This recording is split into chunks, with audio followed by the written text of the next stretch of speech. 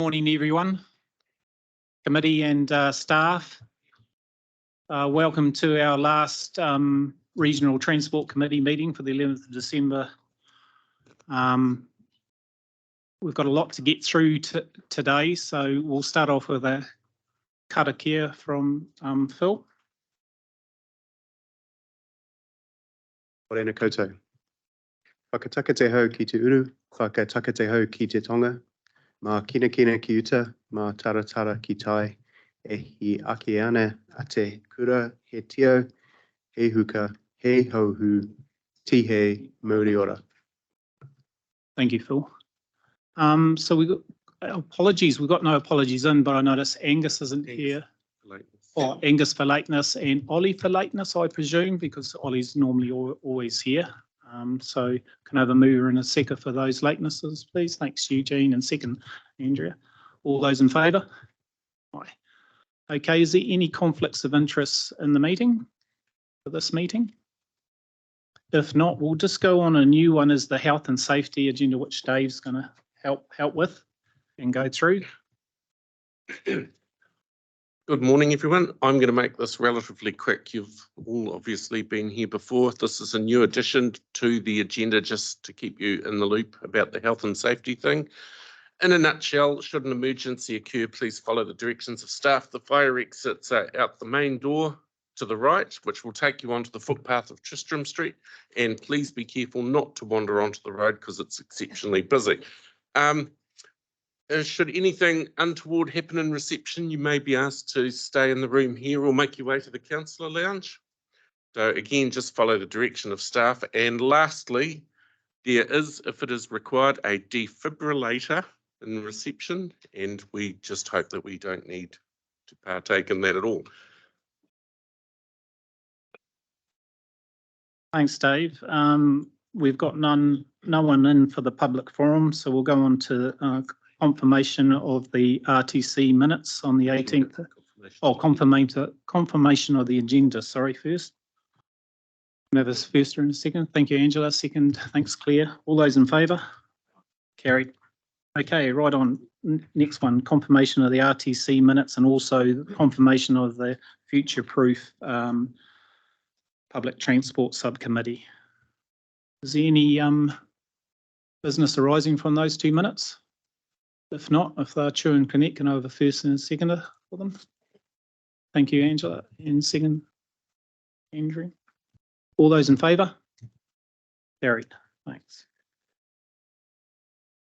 Right, next on is the regional transport plan for discussion. It was quite a big document. I take it all as read, and I had a little, yeah, well, morning, Kimberly and Kana, is it? Kana?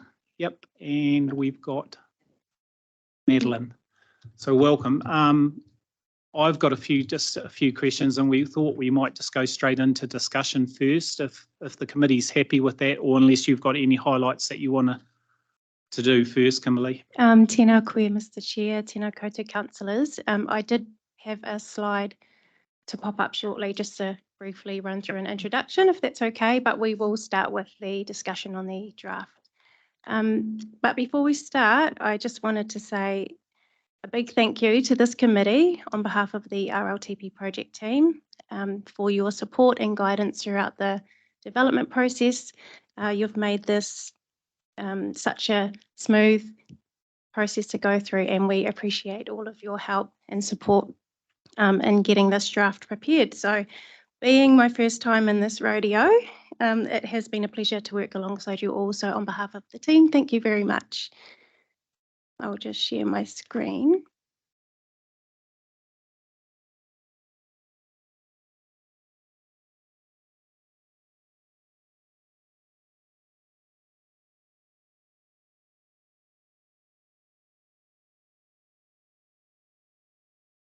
Here we go. So given there are a few recommendations attached to the report, this is the order which we'll work through. I'll take you through a brief introduction. I will then pass over to Madeline, who will take you through key elements of the draft plan. The RTC will have a discussion on the draft, and then I will briefly talk to you through the process for receiving feedback. Keeping in mind that the focus today is to receive your high-level thoughts on the draft, and any editorial or minor amendments can be communicated via other means, which we'll get to later on, as we have limited time today.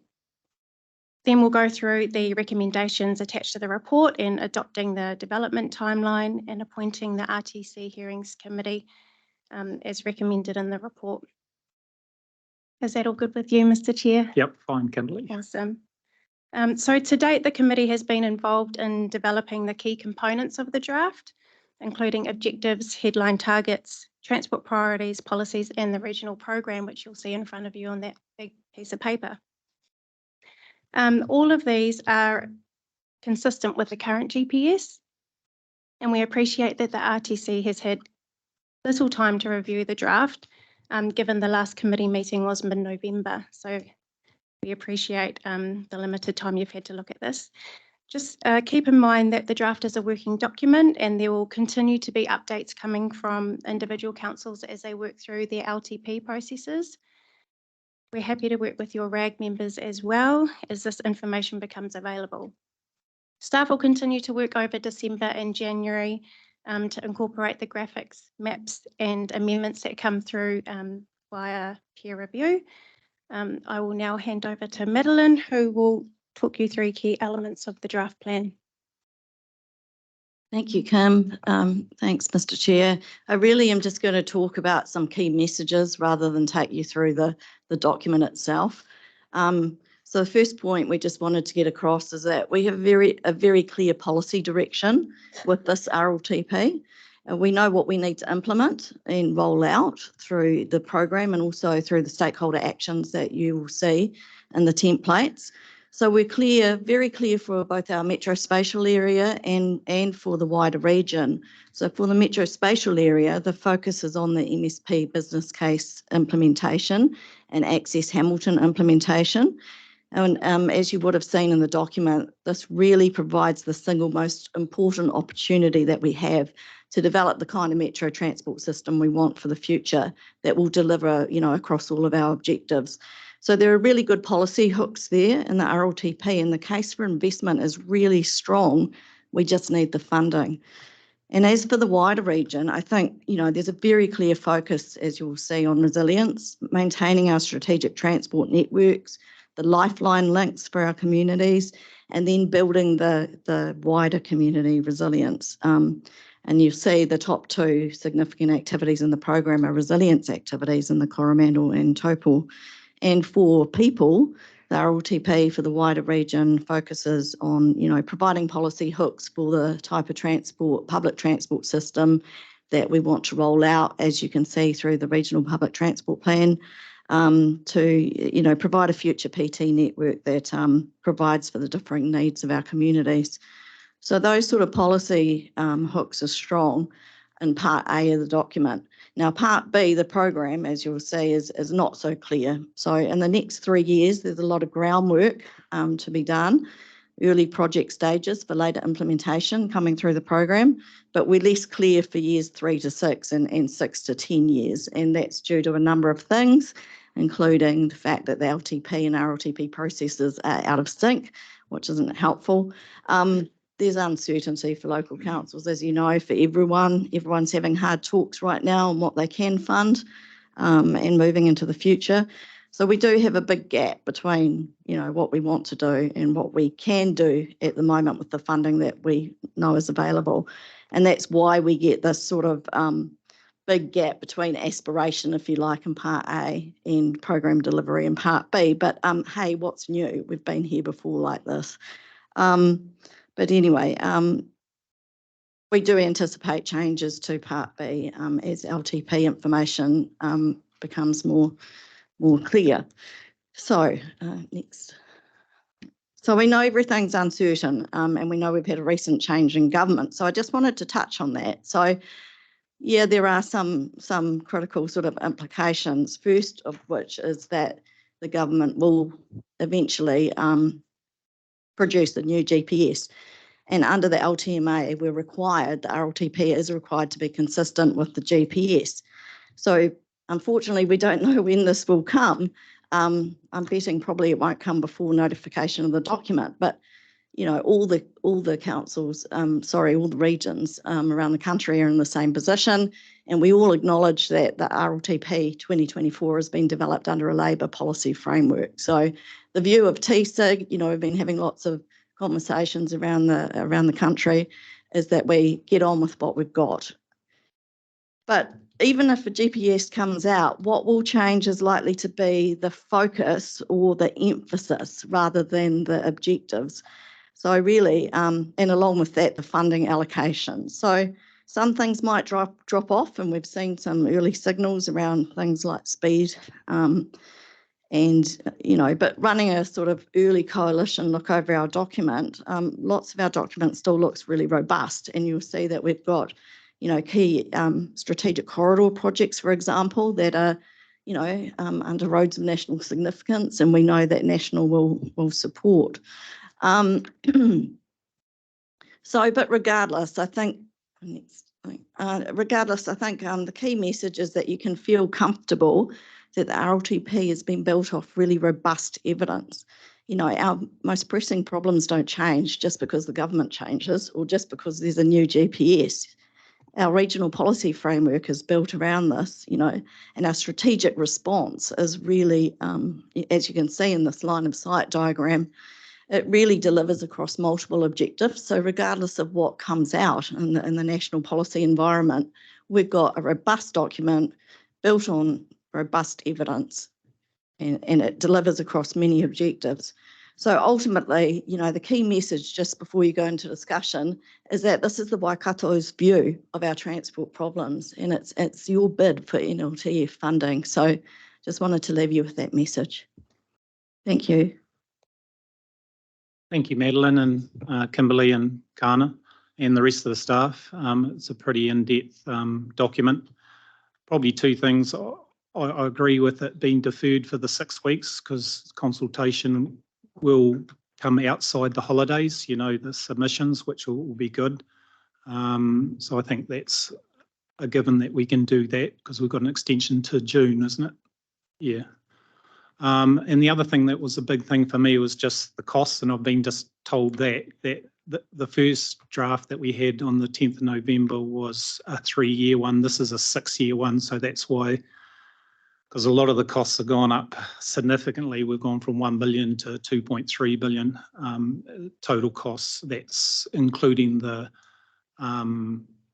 Coromandel bypass, and that was something that I was asking, could that not be put in with that the significant number 2 in there? Because just talking to Mayor Len, that bypass would only be funded 51%, wouldn't it, by Waka Kotahi, and they'd have to come up with the rest. So I was just wondering whether, Len, you might want to jump in on that, just on that one. Yes, thank you. And it probably needs a little bit more examination in terms of where it leaves us. So 51% subsidy for that, and we would need to, and you've had some discussions with Aileen already. The LTP implications for the rest of the funding is something that we need to have a close look at. Have you got any more information on that specifically, or does that need further discussion? Yeah, so current FAR rate 51%.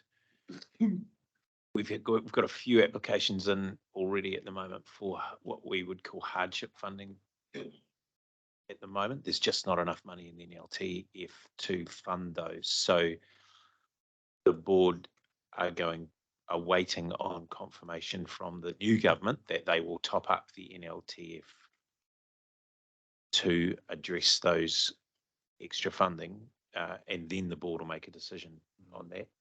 If the top up doesn't come, then almost certainly those will be declined, which means from an LTP point of view, you're pretty much relying on that 51%, and there's no wriggle room in there at the moment. So we've made suggestion, at least to all of the chief executives that are involved in those applications, that actually they just sit on them for now, because if they if we put them to the board now and ask the board for a decision, the board don't have any choice but to decline them, which is not necessarily the optimal outcome. Thanks, David. So I guess where it circles back to for us as a council is there's still a bit of a question mark over that. If it falls into that resilience and recovery area and there is support for that, for the balance of the funding for that, then that's great. But at the moment, if it comes back on council's LTP, then we need to take a closer look at that. So where it leaves the total budget in terms of making funding available for another project, I'm not sure at this moment, but there could be some flexibility there. Thanks, Mayor Len. The other thing I just noticed, because that was excluded in the last 10th of November draft plan, and so was the Topol Gate Bridge. So, but that's still excluded out of this one, or has that been taken straight out of the picture? That's been excluded. Thank you. And the other thing was Bully Point. And now, David, you might, I just at that workshop meeting, I just felt as though that we needed to have something a little bit more meat in there with that priority number one. Because if we look at page 62 and page 96, the MOT transport outcomes and the policies for resilience, it's actually in the document that supports that we really need to look at that bypass to take the transport trucks off that lake front. Not only has a national significance for transport getting through there and stopping blockages and going around the Western Bay, but also the health and safety of a truck going into the lake and polluting it for the whole of the Waikato River and because the Topol district gets their water out of the lake. That's their water source for everything. So I was just wondering whether we could beef that up.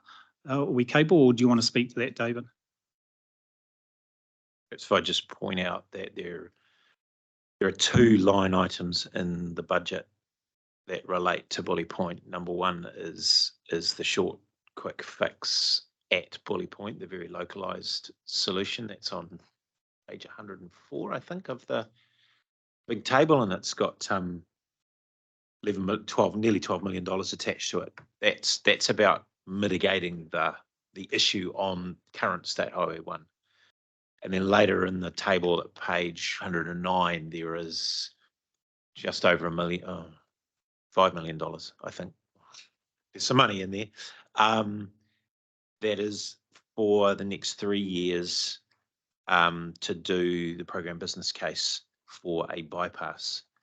Because at the moment, a bypass it's not even on the radar for the next 10 years, I'll be honest. It's been considered in the past. There are a whole bunch of reasons why in the past it didn't come off. Some of those reasons have changed now, especially land tenure and land use.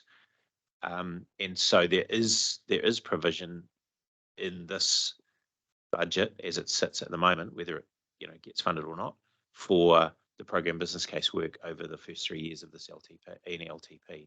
So is it possible to have that that written into the document that a business case for a bypass is? Because it will be real important for that end of the lake and national, especially for submissions that are coming in. I think, it will be supported. So, and the other thing, just going back to the last draft to this draft, going from the 3-year funding to the 6-year, can we just have that put in? So it's just an understanding for also people that are putting submissions in that this is now a 6-year costing in there rather than a 3-year. Right. Yes, sure, we can do that. Thanks. We can do both things, Yep. yes. And we can expand on the discussion and Bully Point in the program. Thanks, Madeline. Okay, committee, any other discussions in the draft? Yes, Claire. Yeah, thanks. There's two main points that I wanted to discuss today. The first are the high-level targets for reducing emissions, like there's the 31% reduction in transport-generated carbon emissions by 2035 in the green, and then also in the apricot, double PET and active mode share by 2035. So in the document, I didn't find any analysis or narrative demonstrating that by these actions that are proposed, there would be that target achieved. So for example, I was expecting like a breakdown of all of the transport emissions in the Waikato, and each category would say, right, we've got to reduce these by this amount, and we can do that by doing these interventions. And when we add them all up, you can show that we would achieve the 41% reduction. However, we know that COP28 is underway at the moment, and the technical information that they are using now actually demonstrates that CO2 emissions need to reduce by 48% by 2030 if we're going to stay within the 1.5 degrees increases that are forecast. And that actually increases to a reduction of 65% by 2035.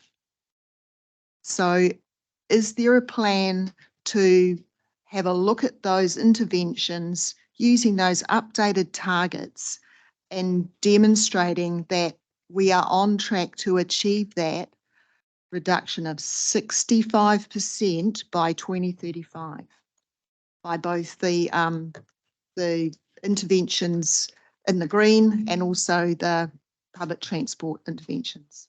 Yeah, so that's my first big question. The second comment was more about to do with, it was on page 63 actually, so I just might shoot to there.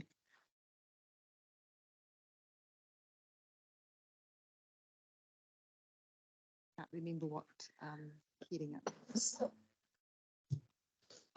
Yeah, it's to do with resilience, and the bottom, the implementation actions, and the number 4 at the bottom and the last line, it talks about integrating green spaces and creating wildlife corridors.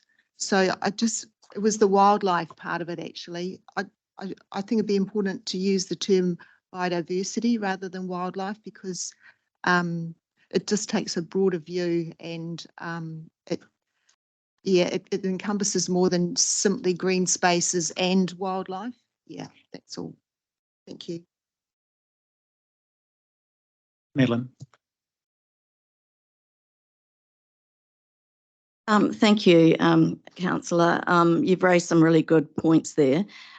We have gone part of the way in the supplementary evidence document. There was a link, so I'm not sure if you were able to look at that. So the idea behind that was to try and reduce the volume of the document, because last RLTP we had a huge chapter that tried to justify our problems and why you should, invest in addressing those problems. And so pages and pages of information about climate change and that sort of thing. So there is quite a comprehensive supplementary document. The intention is to make that link available to the public, but then to actually, in the appendix, provide a summary of that, so that we don't have a document equally as long as the RLTP. Now, that supplementary paper goes some of the way that you're talking about, but you raise really good points, and I think that we could go back to that paper and see how we could develop that a bit more to try and link it back to the headline targets and see how well we think this will work. So that's a great idea, and we can build on what we've already done in the background, just so you understand the intention of having that sort of detailed information out of the document. Thank you. Thank you, Madeline. Angela? Yeah, thank you, Chair. Yeah, thank you, team, for your work on this, and all partner staff as well. I know it's a huge job to get everything to the stage that it's at now. I'm just sort of keen to understand, we had the workshop and now we're sort of looking to put this out for public consultation. These sort of changes or changing of scope that were discussed earlier, do they have any unintended consequences for other projects down the list or other things that we talked about at the workshop already? Would be my first question. Sorry, do you mean change in scope in terms of re-looking at the significant activities program? So Yeah, so what was discussed earlier at the yes, so meeting, yeah. you know, originally, as I understand it, the Coromandel bypass, during the discussion you had, it was sort of put in a package of resilience, if you like, for the Coromandel. So I think taking that out won't have any effect. Hannah might be able to talk to that a bit more in terms of the list, if you like, the ranking. Depending on what you want to do with Bully Point and other projects, it really depends what you decide today, what the implications will be. Can you just expand on that, please? So scenario A would Well, give I'm us just this a little outcome bit or leaving unclear. it as it is? Yeah, I'm just unclear as to, beyond taking Coromandel bypass out, what else you're wanting to change scope of. Kana might like to talk to this a bit further too, in terms of program implications. I think it's just come in number 3 or number 4, so it's just pushed everything just down by 1. Yes. So are you asking the implications of that, Angela? Yeah, just some of the questions that have been asked already, just wanting to understand that at this late time in the process, I suppose. Yeah, because we need to take a regional view as well. So just want everyone in the committee to understand if we're asking for changes, what that might mean. As quite a few around the table, this is their first RLTP process, so yeah. I think that if there are any substantial changes before the draft goes out for public consultation, we may need to work through the chair to reflect the committee's feedback today. So if you're happy with that, we will continue to work on it and work through the chair if there are any implications or substantial changes made today, and we can keep you up to date.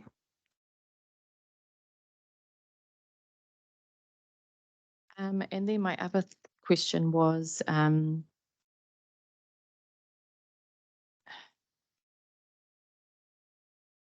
if we are looking at a potential variation later on, after we've already put ours out, is that a huge process or a huge cost?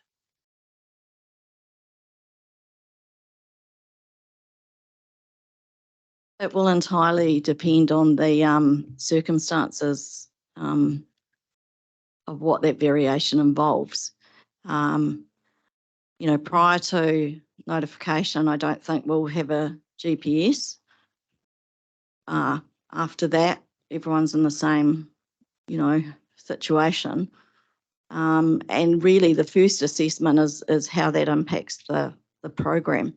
So, and then using the significance policy, working through that to determine whether it triggers a variation, and if it does, then if there's a substantial change, then obviously, and it's triggered, it will need to go out for consultation again. It's just so unclear at the moment, but that's where my message to you about, I feel that the documents, you know, are robust in terms of it being based on the evidence, and that the objectives are cutting across more than one objective. You know, lots of our resilience work is giving effect to our economic development and growth work, our safety work.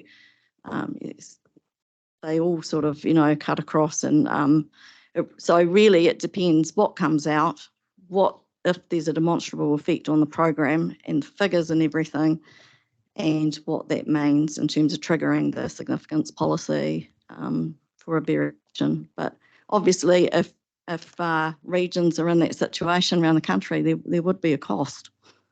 Yeah, I appreciate that. Thank you. And just finally, if I may, Chair,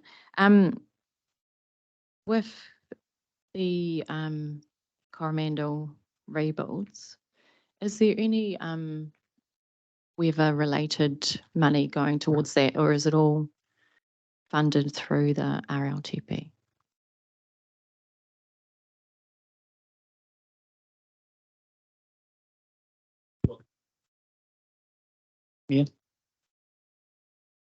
Through the chair, if I may, that's a really, really good question. And I guess the answer is we don't know. There is a lot of work being done between our council and Waka Kotahi on putting a case to recovery funding, which I think at the moment has been signed off by Waka Kotahi board. It's still, and then it went into abeyance. It still needs to be signed off by whatever government minister gets their hands on that. So there are business cases in front of Recovery Minister. We don't know where that's going to land, and it could have some implications on RLTP funding, but we don't know where that's going to land at the moment. So David might have some more insight into that than I do at the moment. Perhaps, Mr. Chair, two insights. First of all, to Councillor Strange's question. The GPS, draft GPS first draft is going to the Minister this week. He'll get a final draft version to take home for Christmas. Maybe they'll put a bow on it, I don't know. I feel for him. It's his intention to come back pretty much straight after, I think on the 8th of January, they're back in the House, which is unheard of. And give some instructions in terms of that GPS.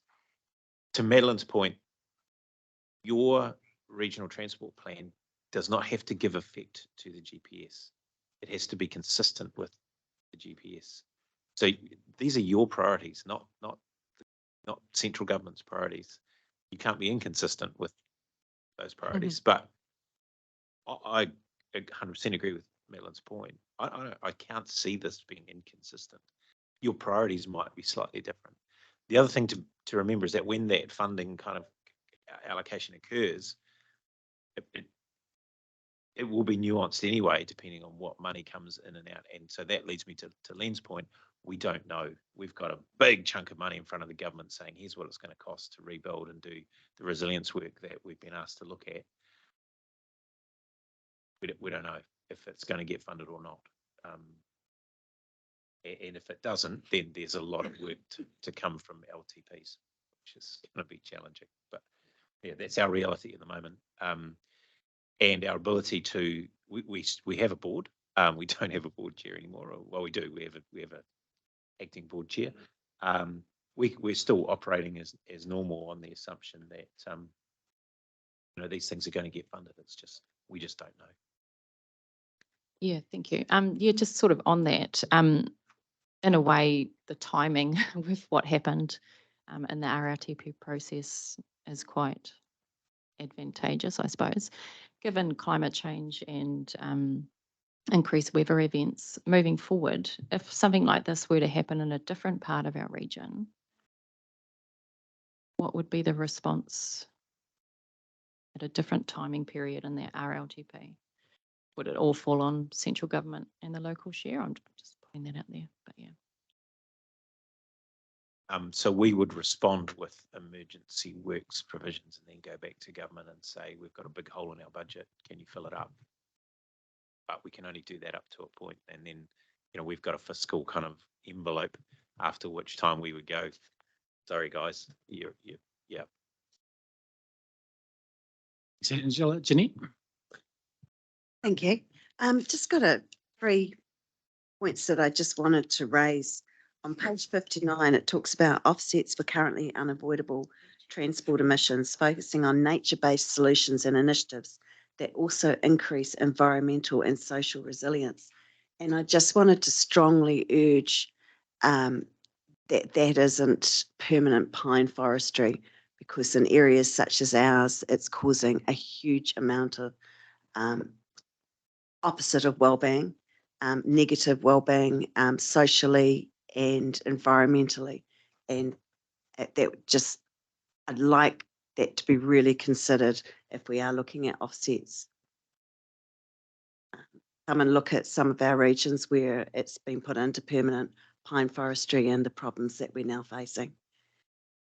The second issue was, second just question or point, on page 63, we talk about implementing long-term adaptation pathways, and there's 3 localities listed there, including Port Waikato, but I wondered whether that should also include the West Coast, the Kawhia and Maricopa areas, which have been identified as in the Waikato Regional Council coastal hazards document as being a problem. And that is also that route down through Kawhia along the coast to Awakino is another corridor, an alternative resilience corridor heading down to New Plymouth. So I just wondered if that should also be included. And my third point was just when we're talking about the EV charges and we're talking about territorial authorities, but there doesn't seem to be any mention about the lines companies. And that's particularly important because electricity lines are not dissimilar to water pipes. And the fast chargers, some of the fast chargers actually have the same sort of demand as a dairy farm.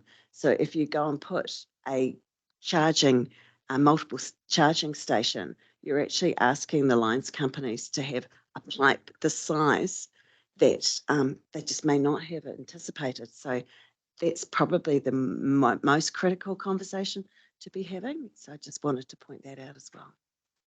Thank you. And great work, really great work in the face of so much uncertainty. So well done. Thank you, councillor. We can certainly make sure that all of that's addressed. Thank you. Thank you, Jeanette. Good points. Any other discussion? Sorry, Len. Thank you. Couple of things. First, touch on the Coromandel bypass, if I may, just to make our position clear. That bypass is still very much needed as part of our future resilience planning, because we're constantly mindful that that is, if that bridge between Coromandel town and the north of the peninsula is cut off for any reason, that the rest of the peninsula north of Coromandel town, Colville, Kennedy Bay, Port Charles is completely isolated, which has and had implications for things like stock movements and health implications during the storm events. However, it does create LTP funding challenges for us.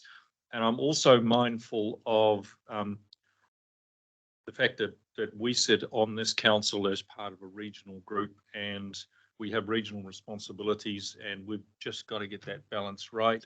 So what we don't want to do is have a situation where we've got funding allocated for a project that we can't get over the line because of our own LTP funding things.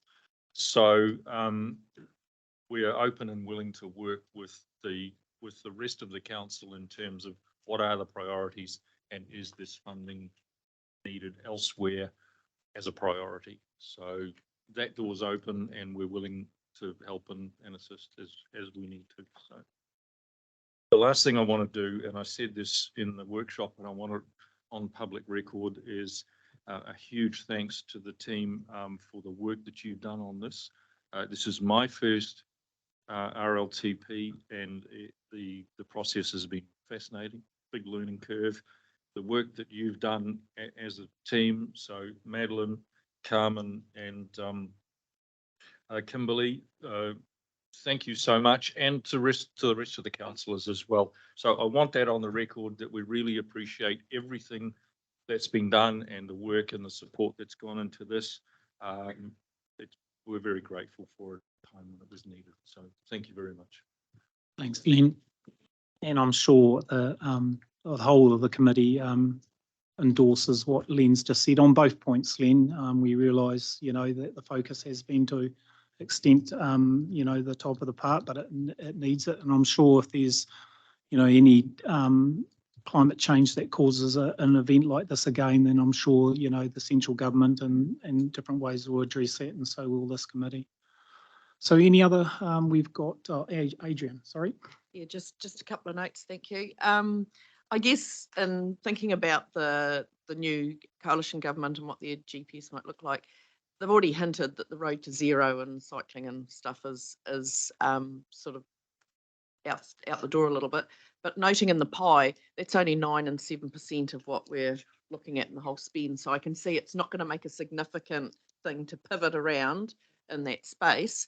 But I guess if they do follow through with that, but just more the question around the rail and the significance of rail in this region, probably, and I'm thinking more freight than people, because of our inland ports and everything is quite a significant, my view is it's quite a significant strategic asset.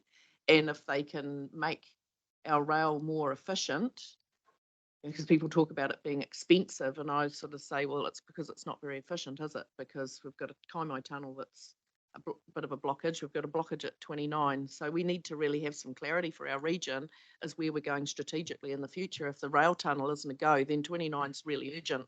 You know, it sort of gets some understanding around the strategy. And so I look forward to seeing how that plays out. But yeah, just a comment really about what we face.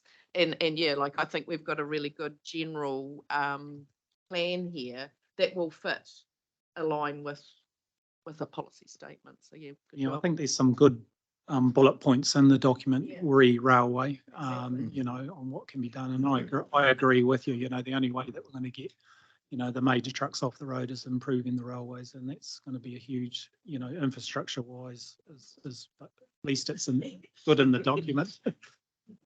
Mike, next. Yeah, thanks for the chair. Just off the back of Jeanette's comments around EVs, and I just went into that the draft government policy statement of Land Transport 2024, and just noted that there's several increases coming for the per litre rate on taxes on fuel, and I may have missed it somewhere, but the EV, RUC equivalent, is there, did I miss something in here around that? Is there something on the horizon about charging EVs for road user tax or the equivalent? We have our EV specialist in the room, Julie Henson, who's been working on EV charging project. Julie, would you like to address that? Just for the people online, because I've got, sorry, to see head over there. And also welcome Angus online. Sorry, I didn't see you there. So if you've got any questions about this discussion, please come in. Oh, yes. Oh, yeah. Yep. Kia ora, thank you. Good morning. Thanks for your question. I'm not 100% sure of what the RUC situation is, but I do have a report coming to this committee later this morning about EV charging for the different councils. So I do know that the discount is gone and all that sort of thing. As far as what income might be generated from charging EVs for RUCs, that has not been taken into account in this document in terms of a funding source. Yeah. Yes. Okay, thank you. Oh, and then we'll have Angus. Thank you, Chair. Just regarding Janet's observations on the adaptation planning, and if staff can just clarify, I sort of read the document to read that it covered the plans that have already been adopted, the adaptation plans, such as Wharakawa, Thames Coromandel and Port Waikato. And there are a number of other plans underway. We're actually doing our second adaptation pathways for the Karakia Plains now. But I sort of understood that to be further down the track. Can you just clarify that, please? Otherwise, Karakia needs to be in there as well, Karakia Plains. Yes, thanks, Councillor. Without that specific part of the document in front of me, just off the top of my head, I think that we had written some actions to both support but also be involved regionally in developing these sort of adaptation plans, realising that it's a critical contribution not only to the RLTP but to other planning, processes and documents. So the intention there was to, support that in the future as part of our resilience response. So we'll just go back and check the wording on that and make sure it's clear. Okay, Angus online. Kia ora. Sorry for not being there in person today. Just thought I'd make some comments there on picking up on the rail comments a moment ago. Look, I don't think the minister would be at all upset with me because I'm about to refer to comments he's made in public a week or so ago. But the government is, from our perspective anyway, certainly seeing the value of rail as contributing to an efficient and productive economy. So I don't think those particular elements have shifted. Secondly, the Golden Triangle is just such a critical part of New Zealand's freight supply chain. So I think even if there were to be a bit of a change on periphery, you guys are always going to be in the centre. Thirdly, your RLTP is kind of the golden light that we hold up to other regional councils as how to describe the value and not get distracted by stuff that isn't absolutely essential. You've talked heavily around the bits that we actually talk to government about for funding, which is on just the maintenance and renewal of the network. All we're seeking is the ability to provide a reliable service to all rail users, including freight users, which is what matters the most for Waikato in particular, but obviously Te Hui is there as well. And you've got that in there nice and clearly. The only point that I would make about your RLTP is that where you've got your description of policies for growth and economic development on page, I think 66, you've got policy 14 is increasing mode share of rail freight. You've made this point elsewhere in your RLTP, and it's a really important one. The main area where big investment opportunities are for supporting a more efficient rail connection overall and more efficient interregional transport connections full stop is building a third and fourth main on an Auckland Southern corridor. That's absolutely critical because we're going to be getting more metro trains operating in that part of the Auckland network, and it's a mixed network. We don't have the luxury like other countries of having separate freight and passenger networks. We've got a mixed network. So capacity where the densest use is really important. So I'd strongly suggest if you're able to add a bullet point there, just reinforcing what you've said in the text of your RLTP about the importance of that third and fourth main. It is, by the way, one of the highest priorities shared between Kia Rail and Auckland Transport in the 30-year strategic rail program for rail in Auckland, and that's because of exactly this conversation. It isn't just to the benefit of metro services; it's hugely to the benefit of the Golden Triangle. Thank you, Angus. Mike. Yeah, thanks for the chair. I've seen David and I've got an answer, but just so we can all share it. On page 104 there, around that State Highway 1 Cambridge to Perere, a piece of infrastructure work that's starting there, particularly focusing on the roundabouts at that junction. And just a couple of things on that. One is just so it's nice and clear around the cycleway, what's in place at the moment and maybe future thoughts around some possibilities around linking up those cycleways through the area. And then just, I guess, any future thoughts on any overpasses or underpasses down the track after that piece of infrastructure has been put in place, and if there's any, I guess, review dates or times or traffic flow numbers that would trigger something else. Yeah, there's a lot in there, but if I start with Cambridge to Perere as a bypass, that is underway in the sense that we have got funding through the New Zealand Upgrade Program. We've got funding to get underway with the statutory processes, resource consents, etc. We're doing that. We await any further instructions from government in terms of whether they wish us to fast track that or not. And if they did fast track, if they did say to us, here's the money, get on with it, it's still a multiple year process to get to a point where we would start construction. Key anchor point for, well, cycleway wise, there were 5 options, then narrowed down to 4 options. There's 2 leading options in terms of what a cycleway might look like, and the cheaper and possibly preferred option would be to make use of the residual state highway after that bypass had been done, because obviously traffic numbers would be significantly lower. You've got some extra width there with the lower traffic volumes, and we would push through a cycleway as part of the upgrade works there. The other option is that's still on the table is a cycleway on the other side of the river. Regardless, the other anchor point, the southern anchor point of Cambridge to Perere bypass, which is the 129 intersection has been designed and will be built with provision for pedestrian and cycling under it. So it's going to be raised and then it will have a sunken pit, if you like, inside it with provision for pedestrian and cycle access through it. That site is being handed to the contractor this week, I think. Certainly, I think I'm going to a blessing one of these days. I'm not sure which one anymore because there's so many this week. But and so works will start pretty soon in the new year on physical works on that site. The modelling that was done and the business case that was done considered a roundabout and a flyover option. And for a bunch of reasons that I won't go into here, but they are in the business case if anybody's interested.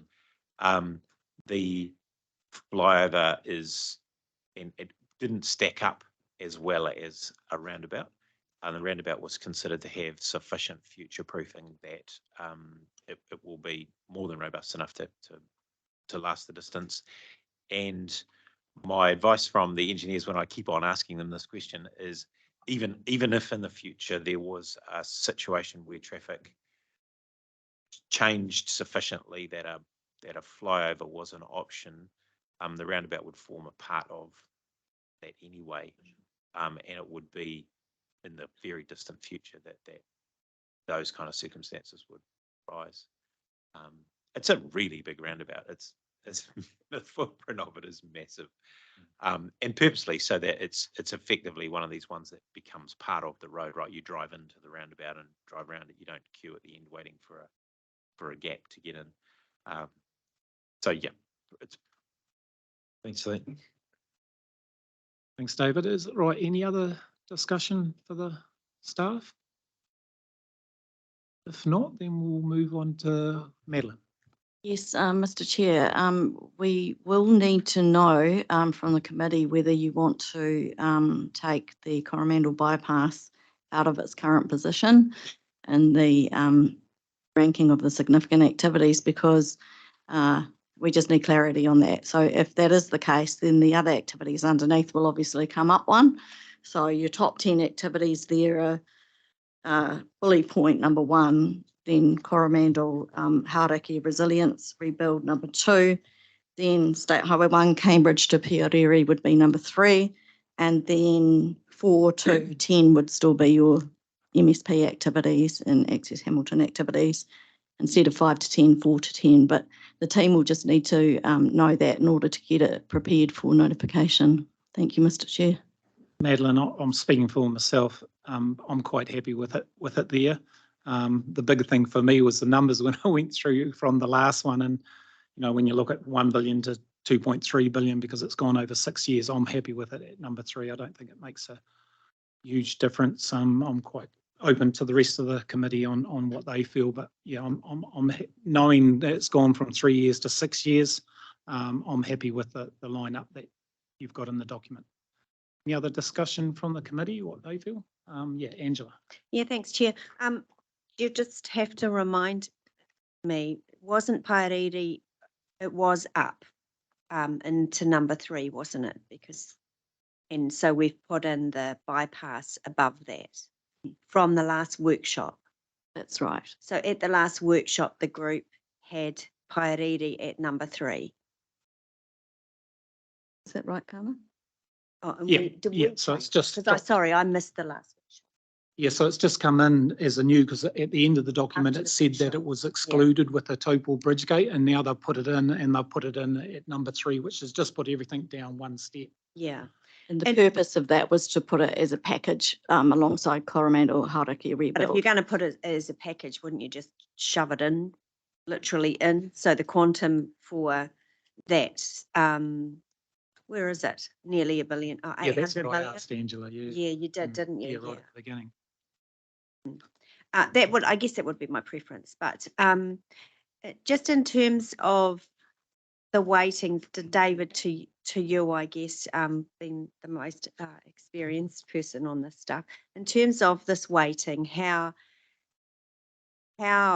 critical is it to get it right, or it's just it's a template?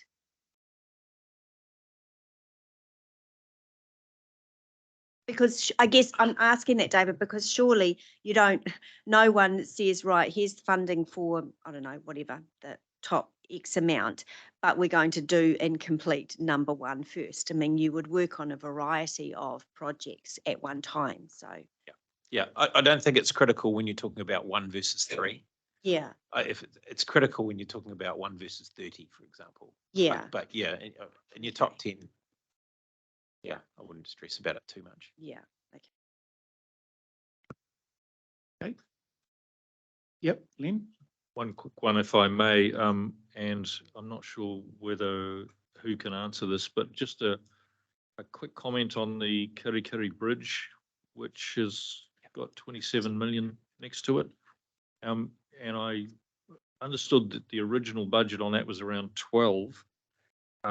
And the tenders come in much higher than that, so it's been deferred. But how did we get to 27 million on that? It's on page 101.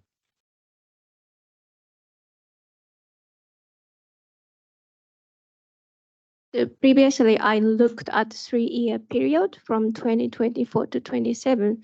So basically in the project initial stage, it doesn't cost that much. And I believe for the Karakia implementation starts after 27, and the construction cost is usually huge. Okay, thank you. That helps. Okay, Madeline, you happy with that steer? Sorry, Yeah. sorry, Eugene. Sorry, Chair. Just for some clarity, David, could you just give us a sort of a timeline on where the Wharawhara Road roundabout,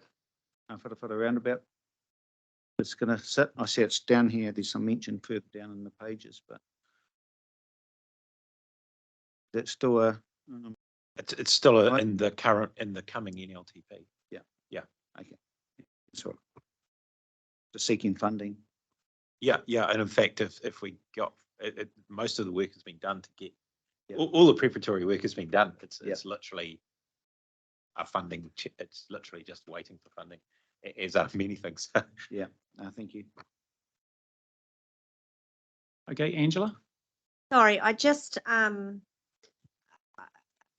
hear what David said, but in terms of the next step, and I agree, but it just occurs to me that an $800 million project being behind an $11 million project, just in terms of that statement out to the public, the statement out to the government, just doesn't look quite right.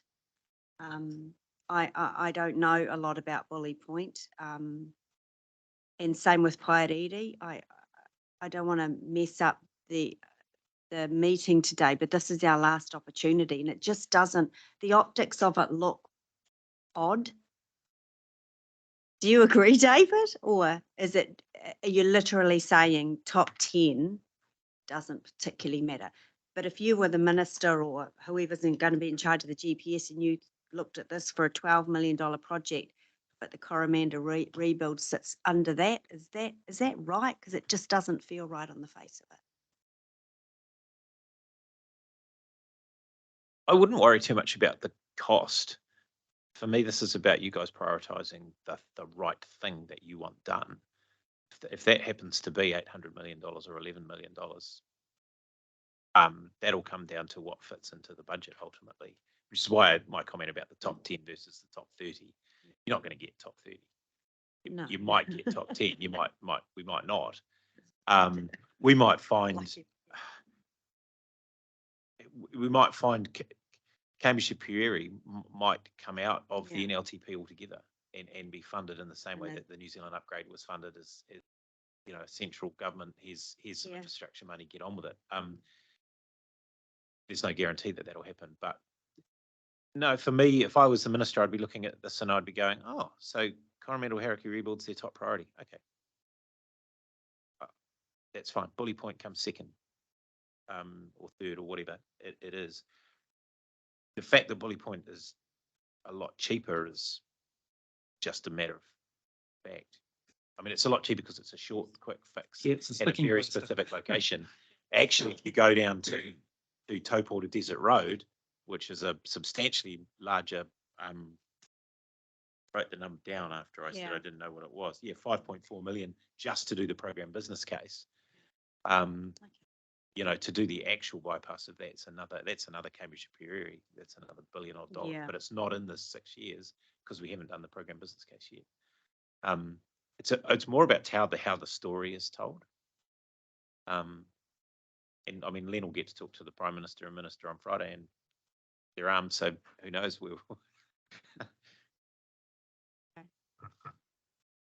Okay, you happy, Angela?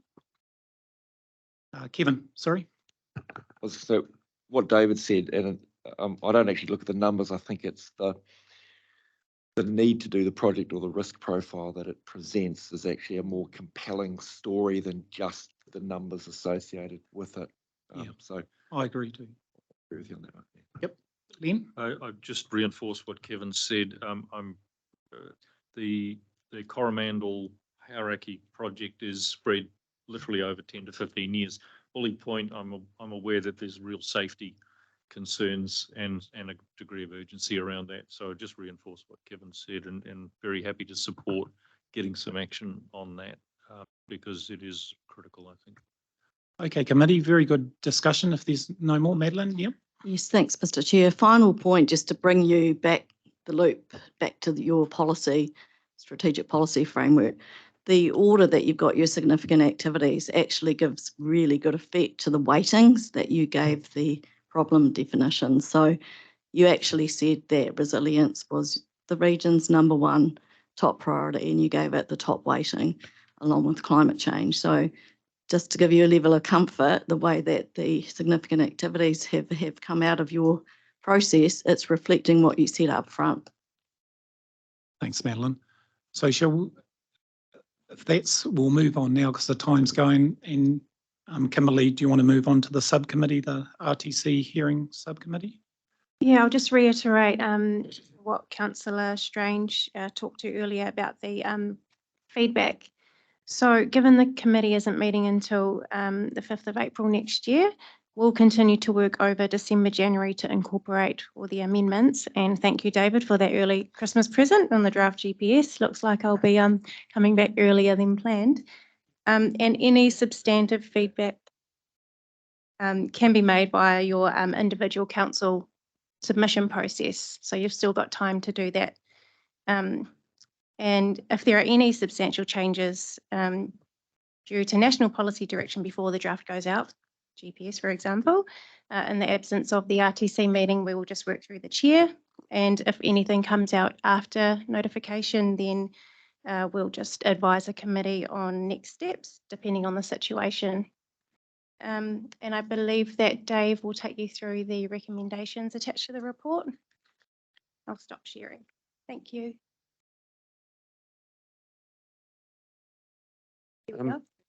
Before I pop the recommendation up, I'm just going to briefly speak to the terms of reference for the hearing subcommittee. What we're doing here is we've got a proposed terms of reference to form a hearing subcommittee that's basically multi-purpose. The committee will be formed and the subcommittee will be formed and will exist. And then from time to time, we shall appoint members for the purpose of particular hearings. So in this case, we will form the committee, we would appoint members for the land transport plan. Once that plan has been recommended back to RTC and RTC's made the decision, the seats are discharged. So the committee still exists and it effectively will become memberless. And that means that when we come along next time to do another different plan, we'll appoint the members appropriate for that one. So it just saves this committee having to form hearings committees on top of hearings committees. One thing that I will bring to your attention is that the quorum of this committee is 4 voting members. And we're today seeking to appoint 5 voting members. So I would strongly urge the members to consider appointing alternates. because that would mean in effect, if more than one member was absent, then the hearings would simply not occur. So keep that in your mind when we get on to the resolution of the appointments. Has anyone got any questions? No, David, so we'll go. Just bring this up and we'll.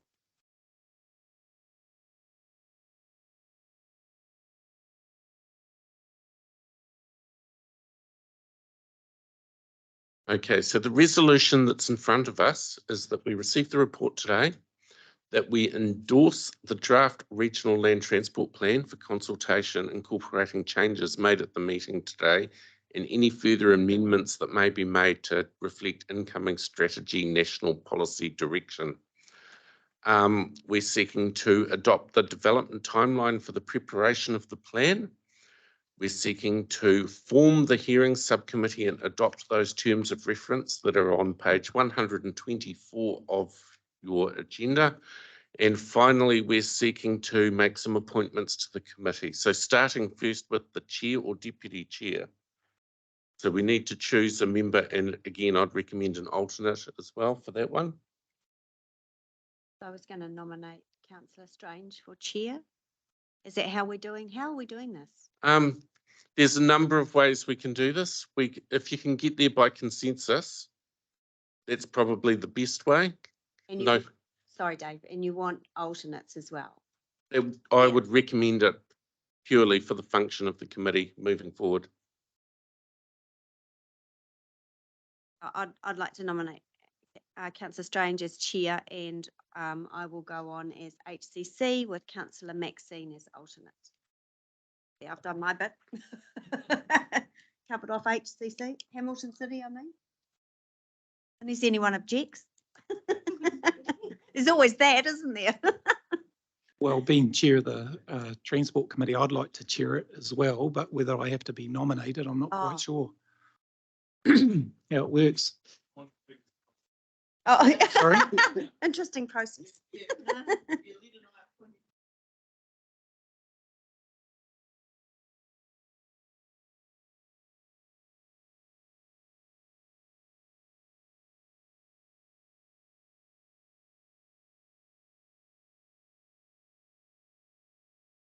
There is one clause in the tour that could create some problems for us. The alternate of an appointed member must be from the same territorial authority. Stupid. There you go. Can we change the tours or? We can revisit those tours if you don't want that to be the case, Well, but I we're think that's silly. mindful that we wouldn't want to end up with an imbalance of. Representing an area. Yeah. Of East Waikato, so to expect the alternate to come from that district. Yeah, it's, That's a bit of a shock, really. I suggest that we look at changing it. We can. So how the terms of reference are worded at the moment is alternates to any of the members may be appointed by the RTC from its members or alternates. And then we've got, provided that a member and the alternate must be elected members of the same local authority or agency. We can remove that provided from if the members were of a view that that would be helpful. Yeah. It should be one of the cluster. Yeah. So rather than removing it altogether, it should be from that same cluster of councils. Because you couldn't have an alternate from North Waikato being Hamilton though, because they're not in that cluster, so. Okay, we'll just change that. Just on the chair note, while I do appreciate the nomination, I do feel it would be appropriate for Chair McHale to chair, and I would appreciate being the alternate, please. Thank you. Thank you, Angela. Withdraw my nomination. I was trying to lighten your workload.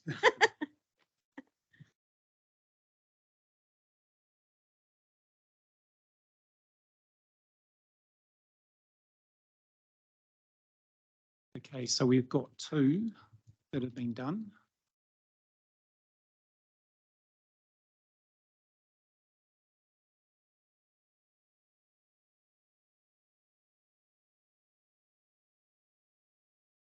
Yep, we'll just do this and we'll have a break, yeah. Or do you want to? Yeah. Okay, does everyone want to have a break while you're? Oh, I was just going to nominate Councillor Kevin Taylor from Taupo, who's also passes regularly through our region, so we can catch up with him.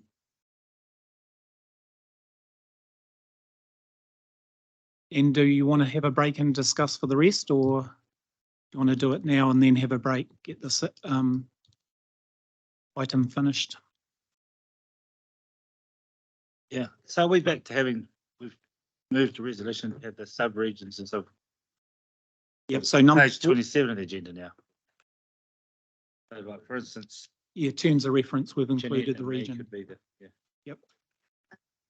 So this is a bit of a strange. Sorry, this is a bit of a strange one when you've got representing the North Waikato sub-region, and then you go all the way down to Waipa, Waitomo and Otahonga, but I guess there's some logic behind that. They're sort of two disjointed areas. I have no idea about anything to do in North Waikato, and I'm guessing the same applies. Is there some logic behind this grouping? What we have done, so we have removed the provision for the alternate to be from the same territorial authority from the tour. This is on page 124. This is not the terms of reference for this committee. Noting that the hearings are undertaken as a cluster, the members of this hearings panel would be representing the entire region. So it would be good to have from your perspective, to have probably a good mix of members from different parts of the region.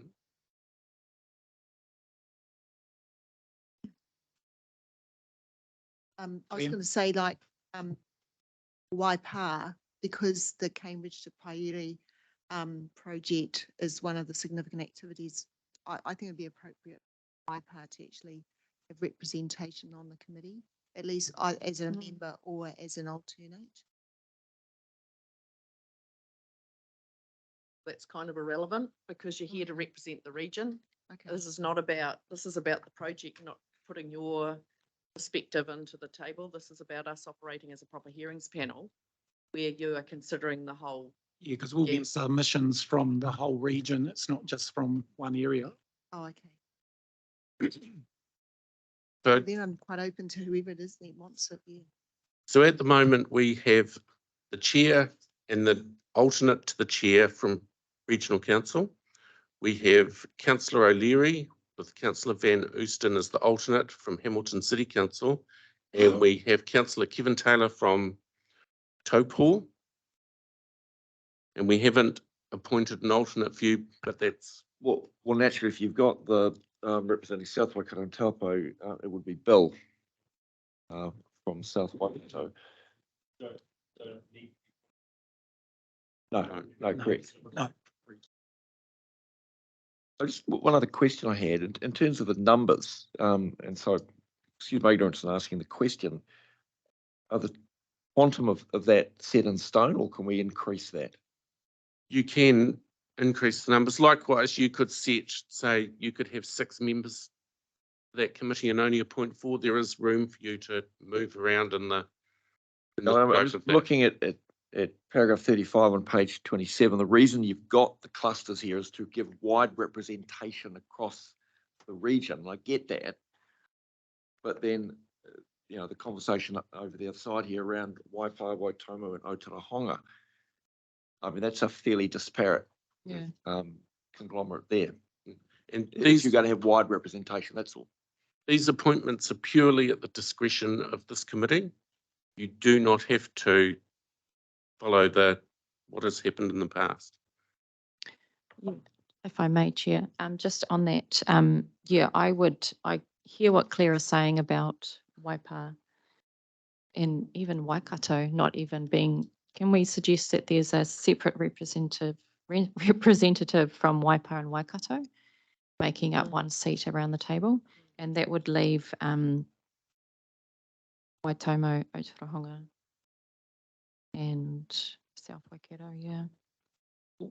How about, because as David said, we can have 6 or 5. How about we show hands who wants to be on excuse me, the subcommittee. I'm curious to know what was done in the past, like what different from last time that we have to consider it again differently. Like I'm guided by what's been done in the past, and if it was effective, then why are we spending time fussing over it now? Sorry, I just tried for the ease of. In the past, we had a panel with 6 members, a hearings panel. 1 member was the regional council chair or deputy chair. 1 member represented Hamilton City Council. 1 member represented the North Waikato sub-region and Waipa, Waitomo, Otorohanga. 1 member represented the East Waikato sub-region. 1 member represented South Waikato and Taupo. And there was a member from Waka Kotahi. So where does the Waikato district fit in this? Yeah. North with Waipa and Otorohanga. Oh, okay. Oh, that's weird. That is weird.